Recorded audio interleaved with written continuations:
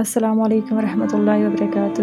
رشتے کے لیے لڑکی والوں کو لڑکے کا دین اور اخلاقی حالت سے اطمینان ہو جائے تو انکار نہیں کرنا چاہیے، کیونکہ حدیث کی روح سے اگر تم مطمئن ہو تو انکار نہ کرو، ورنہ زمین میں فساد پھیلے گا۔ یہ جو اطمینان ہے کہ کسی کی دینی حالت اور اخلاقی حالت سے متعلق اطمینان، یہ کیسے نصیب ہوتا ہے؟ دس از دا ایکچوئل کوسچن کہ ہم کیسے مطمئن ہوں جبکہ ہم کسی کو جانتے بھی نہیں۔ دو کام کرنے ہوتے ہیں اس کے لیے، نمبر 1 استخارہ، نمبر 2 استشارہ۔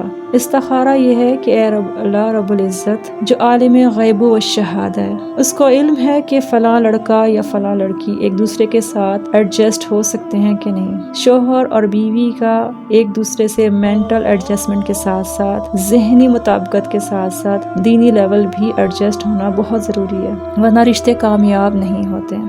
طیب اور خبیث دو کیٹیگریز ہمیں ملتی ہیں، معاشرے میں موجود ہیں، اور سورہ نور کی روشنی سے اللہ رب العزت ہمیں واضح کرتے ہیں کہ طیب اور پاکیزہ لوگ طیب اور پاکیزہ بیوی کی تلاش کرتے ہیں یا لوگوں کی تلاش کرتے ہیں، اور اسی طرح خبیث مرد خبیث عورتوں کے لیے ہیں۔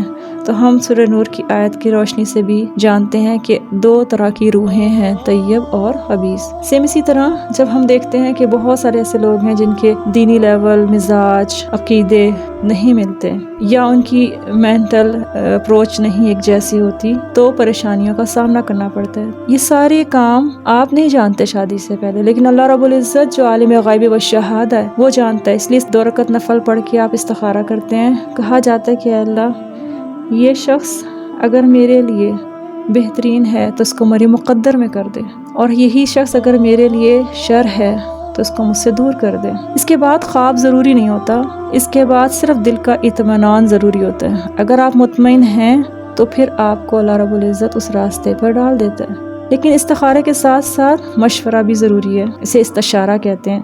اور جس شخص سے مشورہ کیا جائے رشتے کے حوالے سے، اگر اس کو علم ہے کہ فلاں بندے میں جس کے بارے میں مشورہ کیا جا رہا ہے اس میں کون کون سی خوبیاں یا کون کون سی باتیں ہیں، تو اس کو بتانی جائز ہیں۔ ایون دیٹ کہ ہم غیبت کے حوالے سے جانتے ہیں کہ ممنوع ہے، حرام ہے، لیکن اگر آپ کو اس کے بارے میں کوئی نیگیٹو بات بھی پتہ ہے اور آپ سے مشورہ لیا جاتا ہے اس فلاں بندے کے رشتے کے حوالے سے، تو آپ اس مشورے کا حق ادا کرتے ہوئے وہ باتیں بھی اس کے سامنے رکھ دیتے ہیں۔ بس اوقات آپ کسی شخص کے بارے میں کچھ ایسا برا بھی جانتے ہیں کہ تذکرہ کرنا بھی مناسب نہیں ہوتا، لیکن غلط فہمی سے بچنے کے لیے شادی کا فیصلہ اتنا امپورٹنٹ ہوتا ہے کہ آپ اس میں ایگزیکٹ سچویشن کو بتا سکتے ہیں۔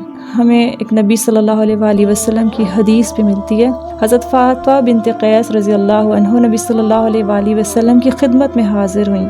عرض کیا، ابو جہم اور معاویہ رضی اللہ عنہما دونوں نے مجھے نکاح کا پیغام بھیجا ہے، آپ کس کے پیغام کو قبول کرنے کا مشورہ دیتے ہیں؟ رسول اللہ صلی اللہ علیہ وآلہ وسلم نے فرمایا، معاویہ تو مفلس ہے، ان کے پاس مال نہیں، اور ابو جہم بڑے سخت مزاج کے، اپنی لاٹھی اپنے کندھے سے نہیں اتارتے، مینس کے عورتوں کو مار پیٹ بھی کرتے ہیں، البتہ تم اسامہ بن زید سے شادی کر لو۔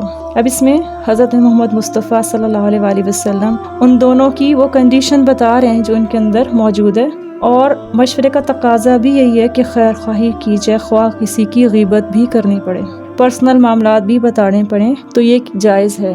یہ امانت میں خیانت نہیں ہوتی، بلکہ خیانت تو یہ ہے کہ مشورہ اگر مانگے تو اس کو صحیح نہ بتائے۔